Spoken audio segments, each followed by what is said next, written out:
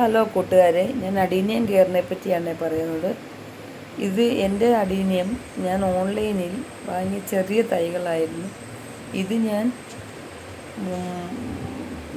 മണൽ, എല്ലുപൊടി, ചാണകപ്പൊടി,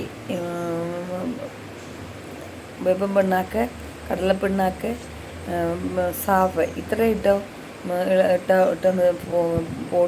പോട്ട് മിക്സിനകത്താണ് ഞാൻ നട്ടത്. അത് ചെറിയ ചട്ടിക്കകത്താണ് നട്ടിരുന്നത്.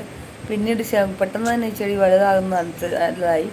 അതനുസരിച്ച് ഞാൻ വലിയ ഹോളുള്ള സിമെൻറ്റ് ചട്ടി വാങ്ങിയതിന് ശേഷം അതിനകത്ത് നട്ടു.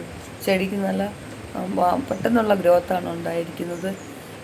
നല്ല വലിയ കോഡക്സായി മാറുകയും ചെടി നല്ല വലുതായിട്ട് വളരുകയും ചെയ്തു. പക്ഷേ ഉണക്ക് സമയമായപ്പോൾ ഞാനിതെല്ലാം കട്ട് ചെയ്ത് കളഞ്ഞ് വിഷയാക്കി നിർത്തിയിരിക്കുകയാണ്.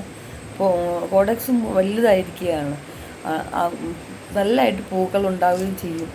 ഇതിന് മഴക്കാലത്തും ഞാൻ പ്രത്യേകം കെയറൊന്നും ചെയ്യാറില്ല. പക്ഷേ ഈ സൈഡിൽ ഇങ്ങനെ മഴ നനയുന്ന ഭാഗത്ത് തന്നെയാണ് ഇരിക്കുന്നത്. മഴ നനഞ്ഞാലും അതിൻ്റെ കോഡക്സിന് യാതൊരു കേടും ഉണ്ടാകാറില്ല. ഞാൻ കൊടുക്കുന്ന വളങ്ങൾ ആദ്യം ഞാൻ നാനോ യൂറിയ സ്പ്രേ ചെയ്ത് കൊടുത്ത് 10-15 ദിവസം കഴിഞ്ഞതിന് ശേഷം ഞാൻ നല്ല DAP ഇട്ട് കൊടുക്കാറുണ്ട്.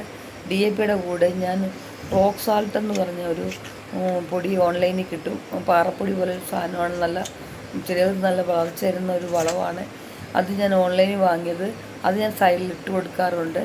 അങ്ങനെ ഞാൻ പിന്നെ അരി കഴുകിയ വെള്ളം കൊണ്ടൊഴിക്കാറുണ്ട്.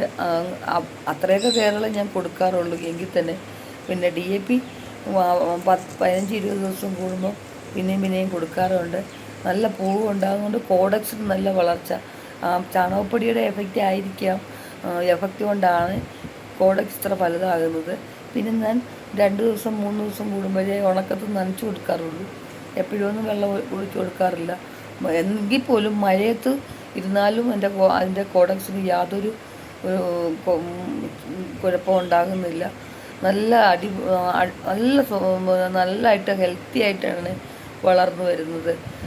മറ്റ് ചെടികളെക്കാട്ടിലൊന്നും ഒരു തലവേദനയും ഇല്ലാതെ വളർത്താൻ പറ്റിയ ഒരു ചെടിയാണ് അഡീനിയം. ഭംഗിയായിട്ട് പൂവും ഉണ്ടാവും. പല കളറുകൾ കാണാനും ഭംഗിയുണ്ട്.